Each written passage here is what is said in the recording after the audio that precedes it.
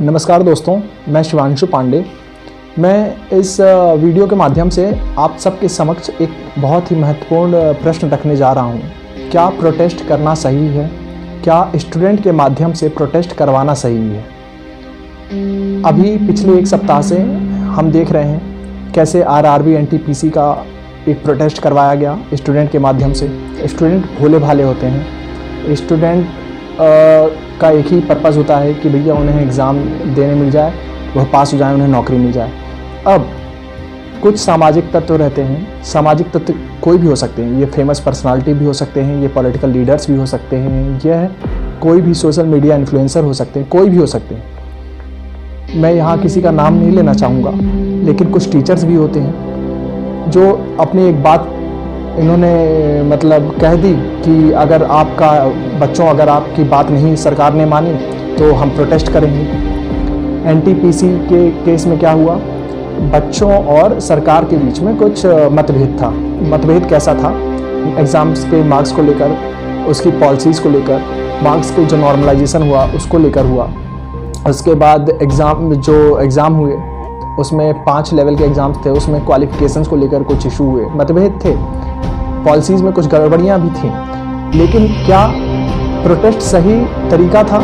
क्या प्रोटेस्ट उनके माध्यम से, बच्चों के माध्यम से करवाना सही था? और मुझे ये भी मालूम है और ये सबको मालूम है कि प्रोटेस्ट बच्चे नहीं करते। बच्चों के अंदर एक गुस्सा रहता है, लेकिन उन्हें निर्देश या उन्हें डायरेक्शन कौन देता है? कोई व्यक्ति देता है। वह व्यक्ति कौन होता है? कोई भी पावरफुल व्यक्ति। अब इस केस में एक सर थे, उन्होंने ये इशू उठाया। इसके बाद दूसरी तरफ चलते हैं। कल क्या हुआ? महाराष्ट्र में प्रोटेस्ट का माहौल था। पुणे, नागपुर और मुंबई में इशू हुआ। किसका इशू हुआ? जो 10वीं, 11वीं और 12वीं के बच्चे थे, इनके ऑफलाइन एग्जाम्स को लेकर एक महाराष्ट्र सरकार ने एक नोटिफिकेशन जारी किया। इससे क्या हुआ? बच्चों में ऐसा था कि वो ऑनलाइन पढ़ाई कर रहे थे और 1.5 साल से ऑनलाइन एग्जाम से लिख रहे थे, तो उन्हें ऑफलाइन की आदत नहीं है, जो स्वाभाविक सी बात है। तो इस चीज़ का फ़ायदा उठाकर एक सोशल मीडिया इन्फ्लुएंसर है हिंदुस्तानी भाव, उन्होंने क्या किया कि बच्चों को एक जनसमूह में इकट्ठा करवा दिया और उनसे प्रोटेस्ट करवा दिया। रिजल्ट क्या हुआ? रायट हुए, बसें तोड़-फोड़ कर दी गई, कई जगह उपद्रव मचा, पब्लिक सर्वेंट को परेशान किया गया, बहुत दिक्कतें हुई। पूरा हर जगह इतना हुआ कि पुलिस फोर्स बुलानी पड़ी। अब बताइए, क्या ये दोनों बातें सुनकर आपको लगता है सही है? स्टूडेंट से यह करवाना सही है? चलिए, हिंदुस्तानी भाव हैं, उनके पास पैसा होगा, शोहरत है, पैसा है, नाम है, रिसोर्सेस है, वह जेल चले भी गए तो उनका कुछ नहीं बिगड़ रहा, क्योंकि he has money to feed his family. And मान लीजिए जो सर हैं, खान सर, उन्होंने बोल दिया प्रोटेस्ट करिए, उनके पास अपार संपत्ति है, उनका एक करियर इस्टेब्लिश्ड है, वो पढ़ा रहे हैं, सब कर रहे हैं। लेकिन जो बच्चे प्रोटेस्ट में हिस्सेदारी लिए, अगर उनके अगेंस्ट में कोई एफआईआर रजिस्टर हो जाती है, तो क्या यह एफआईआर उनकी वो पर्टिकुलर जो पर्सन है जिन्होंने प्रोटेस्ट करवाया है वह मिटा के देंगे? क्या नहीं दे सकते, क्योंकि वह अधिकार सिर्फ कोर्ट के पास है। सरकार भी नहीं मिटा सकती, सिर्फ कोर्ट के पास निर्णय करने का क्षमता है कि वह एफआईआर हटेगी कि नहीं हटेगी। तो यह चीज़ें समझनी पड़ेगी बच्चों को कि वह किस डायरेक्शन में जा रहे हैं, या किस गड्ढे में, किस खाई में उन्हें ढकेला जा रहा है। और एक चीज़ बहुत सिंपल है। मान लीजिए कल हिंदुस्तानी भाव ने बोला कि आप प्रोटेस्ट करिए, मैं आपके साथ खड़ा हूँ।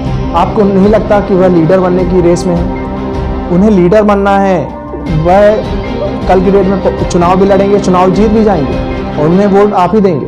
लेकिन आपका क्या होगा? आप वहीं रहेंगे। आप कहीं अगर आपने प्रोटेस्ट किया तो आपको अगेंस्ट में धाराएं लग जाएंगी। तो आपको ये समझना पड़ेगा, और इसका मेंटल जो कॉन्सिक्वेंस या मेंटल ट्रॉमा कितना होता है आपको नहीं पता है कि केस मुकदमे का क्या रिजल्ट होता है। जब भी आप एग्ज़ाम में भरेंगे, एग्ज़ाम फॉर्म भरेंगे, उसमें आपको लिखना पड़ता है कि आपके अगेंस्ट में कोई मुकदमा या केस दर्ज नहीं है।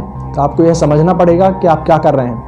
और पेरेंट्स से भी यही गुजारिश है कि बच्चों को समझाइए कि प्रोटेस्ट में हिस्सा ना बने, ये सब चीज़ सही नहीं है। स्टूडेंट कम्युनिटी के बारे में मैं भी बात कर रहा हूँ, ठीक है। स्टूडेंट के जो मुद्दे हैं उनको सरकार, पेरेंट्स और बच्चों तक ही सीमित रहने दें। यह किसी ऐसे लीडर या ऐसे सोशल मीडिया इन्फ्लुएंसर के हाथ में ना जाने दें मुद्दों को जिससे उनका निजी हित पूरा हो। बच्चों का हित बच्चों तक ही सीमित रहे तो सही है। उनके पेरेंट्स सोचेंगे, सरकार सोचेगी और बच्चे सोचें। कोई तीसरे या चौथे व्यक्ति को उनकी बात करने की ज़रूरत नहीं है कि वह उस मुद्दे को अपने जो पर्सनल बेनिफिट या पर्सनल प्रोपोगंडा या एजेंडा साझा करने के लिए उसका यूज करें।